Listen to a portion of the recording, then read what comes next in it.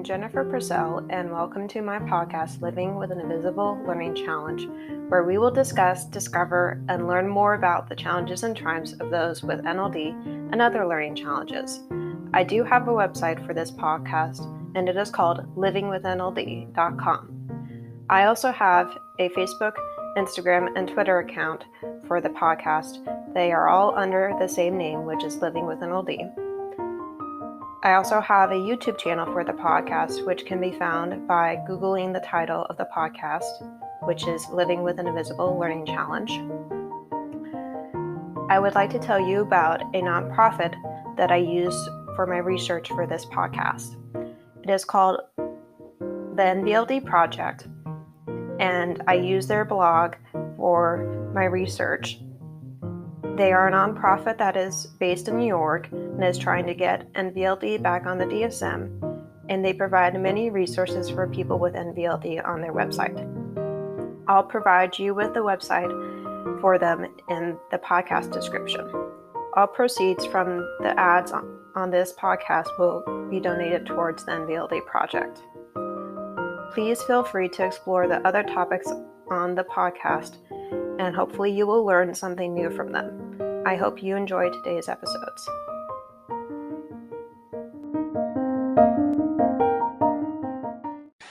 Good morning, and I hope you are enjoying the new podcasts that I created, which again, if you haven't heard of them, one of them is called Shiro, Be Your Own Hero, and that one was about heroism and inspiring yourself to be your own hero in your life instead of trying to look for others to be your hero or mentors.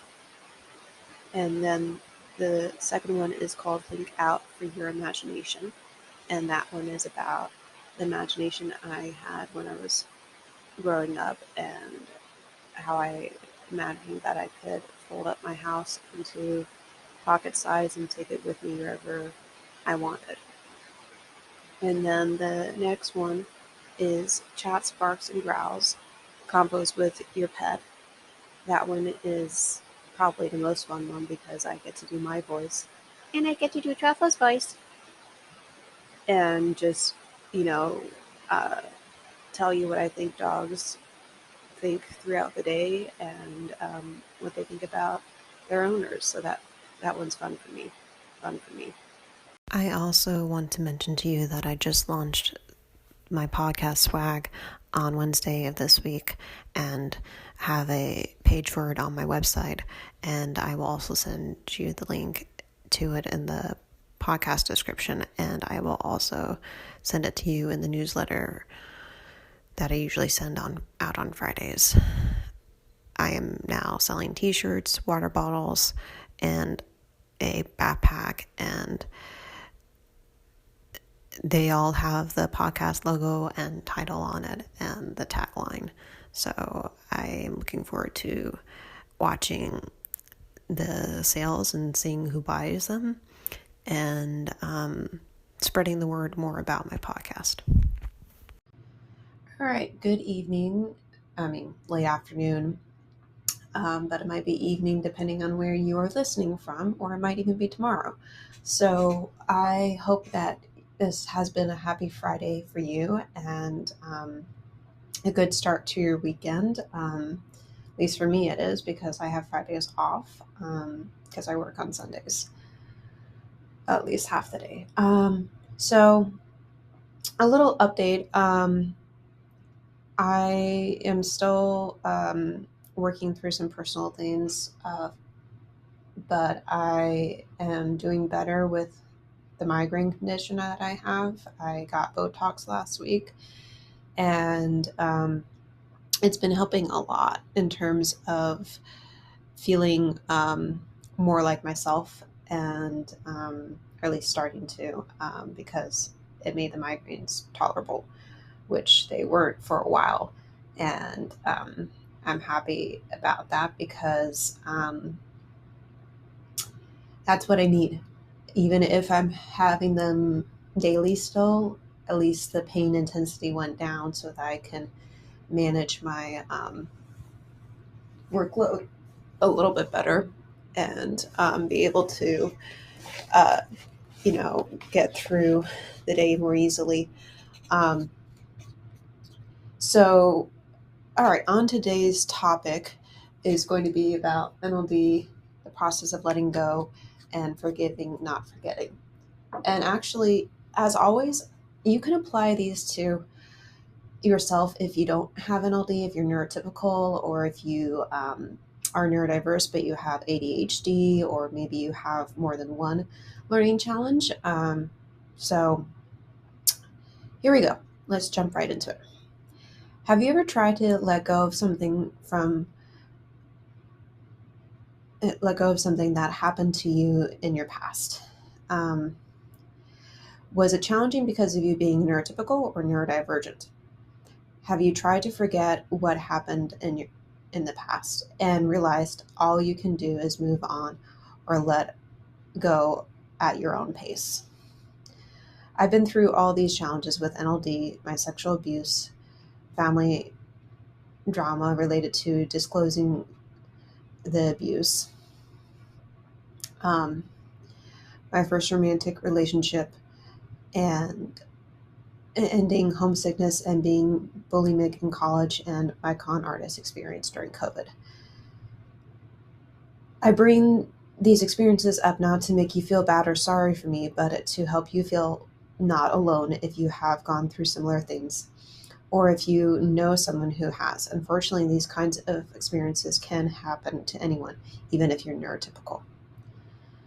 I don't want to discount, minimize, or say it's easy to experience these things as a neurotypical. But as a neurodivergent, it feels harder for me. Sometimes I feel alone because I'm the only one in my immediate family who is neurodivergent. Yes, my family really supports and helps me in any way they can. And let me clarify, I'm the only one that I know of who's neurodivergent in my immediate family.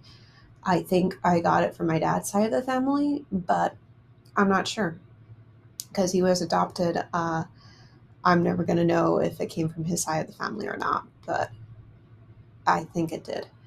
So, this episode might be a little triggering for you if you have experienced some of the personal things I'm going to talk about, or it might just be emotionally hard to listen to. So, if you need to do it slowly, you're welcome to do that. If you need to skip it and listen to something else, that's okay too. Excuse me. Or if you need to come back to it later, that's okay too. Listen to what you need to do, okay? So it took me a long time to create a good set of coping skills for healing from the sexual abuse, family drama, breakup, and my con artist experiences. It took me 7 years of therapy to do that, and I'm still in it. I'm not done. I will never forget those experiences. I need to move on and let go of them. It'll be challenging, but I think I can do it. There was a point in my life when the abuse and family drama didn't have effect on me like it does now. That was before the migraine started, before I knew about having NLD, before college, being homesick, and being bulimic. Um, I could have handled, I could handle all that because of being through the sexual abuse and a lot of family drama. I go into that in more detail in episode 30 of year 1 if you'd like to listen to it. And not that you would want to that you would like listening to that, but you definitely can if you want more information, because I'm not going to give all of it in this episode. But back to saying letting go, at least talking about that. I know that letting go is like a dimmer switch. You will have to do it at your own pace. No one can rush you through it. You may not always have control over what happens to you or what you experience in your life, but you do have control over your choices and how you respond to what people say. I would like to share with you a quote that helps me when I feel like giving up. Quote, I think it's brave that you get up in the morning even if your soul is worried and your bones ache for a rest. I think it's brave that you keep on living even if you don't know how to anymore. I think it's brave that you push away the waves rolling in every day and you decide to fight yet again. I know there are days when you feel like giving up, but I think it's brave that you never do. That is from Lana Raphael. And okay, that's enough about me. Let's look at some articles from other neurodivergents, fellow neurodivergents. I'll try to be better with summarizing in this episode, but honestly, I'm not very good at that. Sorry. The first article is titled Letting Go is Difficult But Allows Us to Grow by Martina Musis. Sorry, I might have said that wrong. Whose hashtag is actually Autistic Prospective Females and Autism, written on January 2nd of 2021.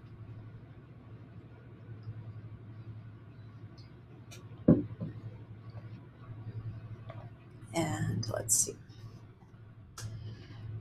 Oh, it's not weird that I'm not so good at letting go because holding on is what I've always done. Letting go is new and growing hurts. Let it go, let it go. Looking at it this way, would it not make much more sense to alter our attitude in order to look for opportunities in every situation? If we do that, we are taking another step where we use change to become stronger. But in order to do that, we have to let go of our previous ideas and detach. And while I say I want that, something in me does not want that at all. I don't want to let go. I want to control. And that is why I'm often frustrated, unsatisfied, angry, dissatisfied, and disappointed. I hate it when things go differently than I planned. Put it into perspective. If I don't meet that deadline, will the world end? Fortunately, I don't have that much power. Think of an alternative. Plan B, C, ... Z. If I don't meet that deadline, what do I do? And also, what is the worst that can happen if that happens? What do I do? Focus on a higher purpose. For example, I'm a musician and the stress and pressure at a concert are enormous. Then I try to think about my bigger why, the reasons behind my actions. I am convinced that mankind, the cosmos, even needs beauty. Thus, I make music to bring people in touch with a glimpse of beauty to let them enjoy it. And do these people really enjoy the music significantly less with 2 raw notes during a 2-hour rehearsal? Nah. My thoughts about this, about that quote. Close. So I would say that even if I was stumbling during reading it, sorry about that. That was moving for me because she is, or they, I don't know if it's a woman or not, are talking about what they enjoy doing, which in this case is music, and that they are letting themselves feel their emotions and they're not balling up like I talked about last week. And being able to, put things into perspective, like they were saying, in terms of letting yourself reframe a view that you might have. For example, I've had to do that many times in my life where I thought that I wasn't very good with vocabulary when I had to pause the news so much when I'm listening to it with my parents because I don't always know what the word means in the context. But when I started to be able to guess what the word meant on my own and not always have to ask my mom what it meant, that's when I started realizing, hey, I'm kind of catching on here. I can do better with guessing the word in the context than I used to, because I used to always have to ask my mom, what does that word mean? In the context of political or whatever show we were watching. It wasn't always the news that I asked. Might have been NCIS or Bull. So it would have been more crime category than there. But what I'm trying to say is that I was too critical on myself, and that was a perspective that I needed to change and am starting to change, and trying to be more mindful of my self-talk and catch myself when it's negative. Um, and eventually, hopefully, I don't have to catch myself and I just say, hey, have more positive self-talk and try to affirm that. Yes, it's challenging, but it's a good thing to work on. Need some more water before I go to the next article. Excuse me.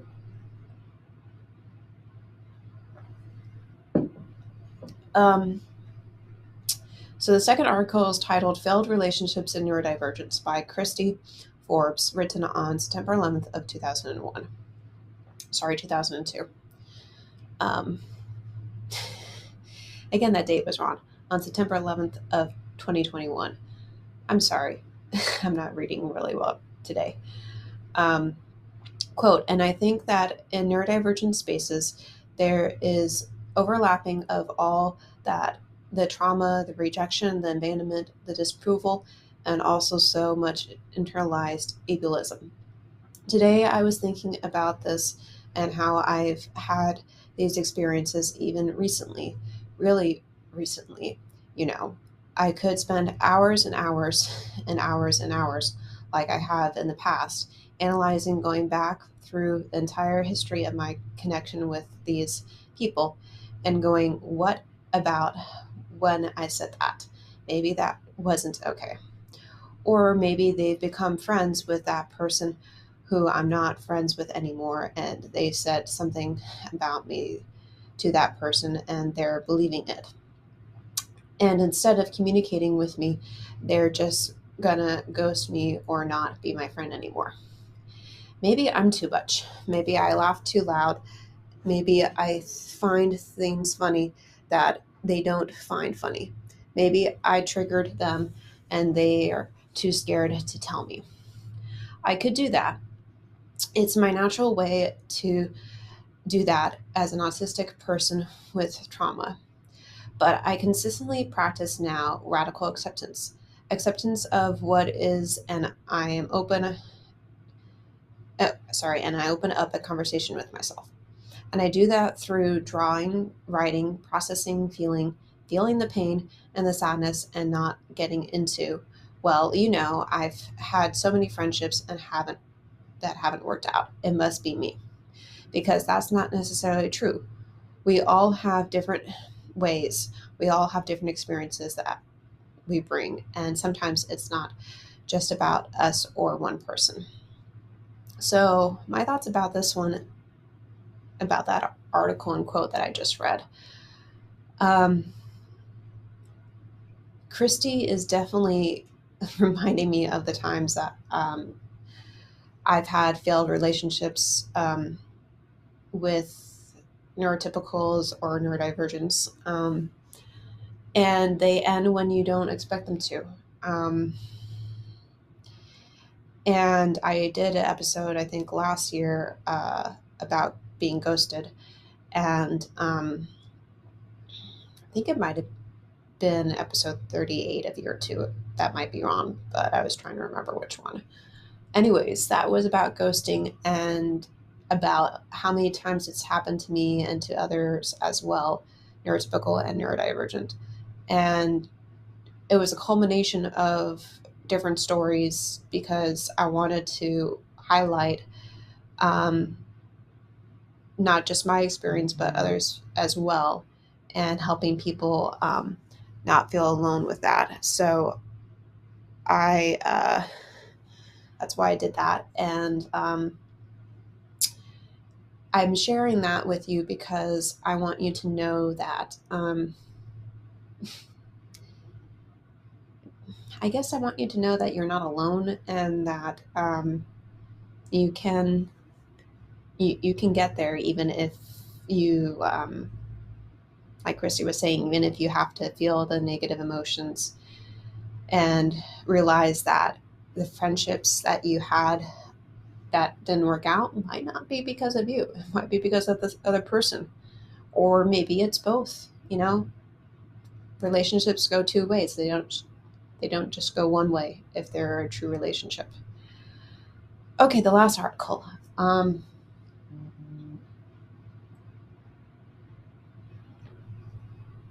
It is titled Neurodivergence and Love: 5 Good Reasons to Embrace Neurodiversity. And it was updated 21st of April 2020, and also on the 11th of April in 2021. And I thought I had on there who that one was by. Let me go back to that link for a second.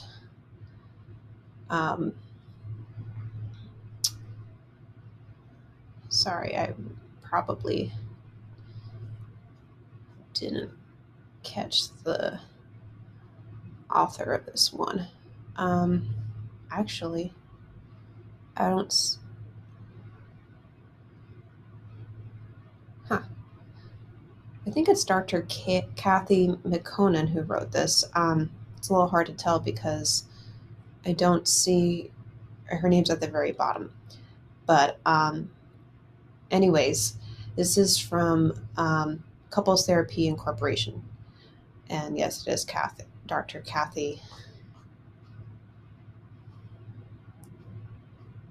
McConan who wrote this, or Dr. K. So, quote, "Is it challenging to love someone who is neurodiverse? Of course, it is. Once you both learn how, it is as rewarding or heartbreaking as any other marriage." Okay, so many people right off are going to say producing a reason to love a neurodivergent will be generalizations, and these aren't true of everybody who is neurodiverse. They say, and with good reason, if you've met one person who is neurodiverse, you've met only one person who is neurodiverse. But there are generalizations you can make about why to love a neurodivergent, and like all generalizations, of course, they won't hold true for everybody. So I'm going to give the reasons that Dr. Kathy does. Reason 1. Number 1 reason for why to love a neurodivergent. They'll tell you the truth. A lot of neurotypicals, or NTs, have an ambivalent relationship with the truth. We like the truth. It is good news, if it is good news or flattering. We're less sure if we're confronted with things that challenge our notion of self or our own goodness. You ask an ND, "Do you like my dress?" ND means neurodivergent. And they are going to tell you the truth. If you don't want to hear the truth, the blunt truth, don't ask them. If a possible answer is going to send you storming out, angry at them for saying whatever comes next, ask someone else. A ND is going to tell you the good, the bad, and the ugly, and will do it without malice, without sly intentions. Second reason, if you're kind, they won't cheat on you with someone else. Does this mean that no neurodivergent ever had a sexual affair? Or that if they have an affair, it means you weren't nice enough to them? Of course not. I've worked with couples where the neurodivergent has an affair, and these affairs are distinctly different from the neurotypical affairs I've worked with. A subject from another post. But having to deal with people, especially relating intimately, takes a lot of work for a neurodivergent. In some ways, it is like your dentist wondering if you'll be sneaking off getting an optional root canal with another dentist. Why, the neurodivergent might ask? Would anyone voluntarily do that? Okay, so I was in the middle of reading that quote. Sorry, I got pulled away for a second. So let me back up. Um, so why the ND might ask, why would anyone voluntarily do that? It is hard enough having one intimate partner. Juggling two is just ridiculous for an ND point of view. Number 3, there's no hidden motives.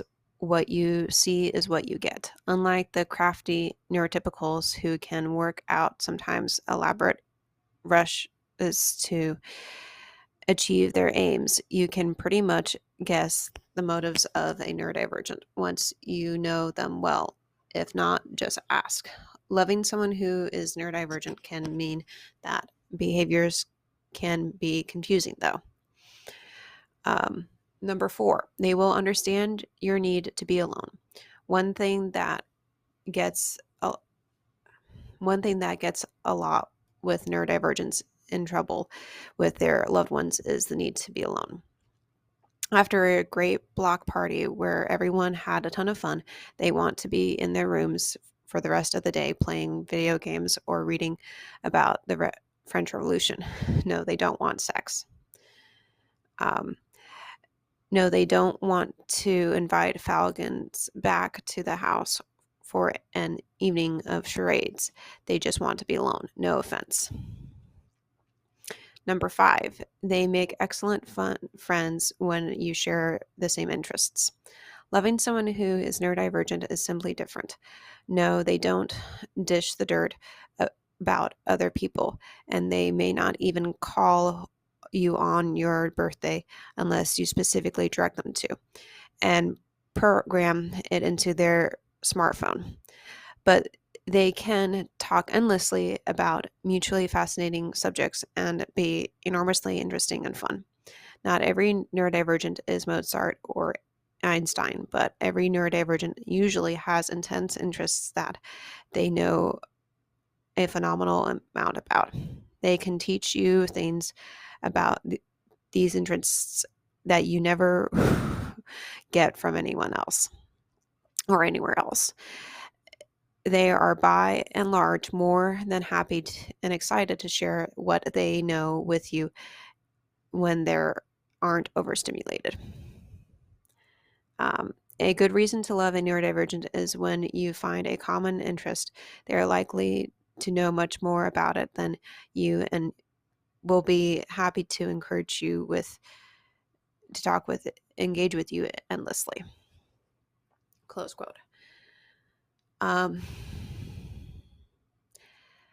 So my thoughts about that would be that Dr. K or Kathy was definitely helpful in terms of the 5 reasons she gave for loving a neurodivergent. I'll go back over them because at least the first sentence that she wrote, I kind of stumbled over each of them. Sorry. So the first reason was that they'll tell you the truth, the blunt truth, even if you don't want to hear it. And second reason was if you're kind, they won't cheat on you with someone else. The third one, there are no hidden motives. What you see is what you get. Number 4, they will understand your need to be alone. Number 5, they make excellent fun friends when you share the same interests. And I agree with Dr. Kathy because, not because of being neurodivergent and being biased, but those are all very true. We are, we do make excellent friends when you share interests with us. We do understand your need to be alone because we also need it too. And we'll give it to you if you ask for it, because sometimes, I know at least for me, it's hard to tell when somebody needs to be alone if they don't let me know. And like Kathy said, there's no hidden motives. We will show you what we want to do, and we will illustrate that. Like she said, what you see is what you get. And yeah, if you're kind, we're not going to cheat on you. We want kindness back, because sometimes we don't always get that from neurotypicals. Sometimes they bully us, and when we do get kindness from neurotypicals or other fellow neurodivergents, then we really appreciate that. Speaking from personal experience. And yeah, we'll be blunt with you and tell you the truth even when you don't want to hear it. So like Dr. Kathy said, maybe don't ask for it, depending on what the context is. So I hope that episode was meaningful for you, and that lets you think about different ways that a relationship can end or can keep going, in terms of when it ends or if it doesn't. So I will close tonight, and hope you have a good rest of your weekend. Bye.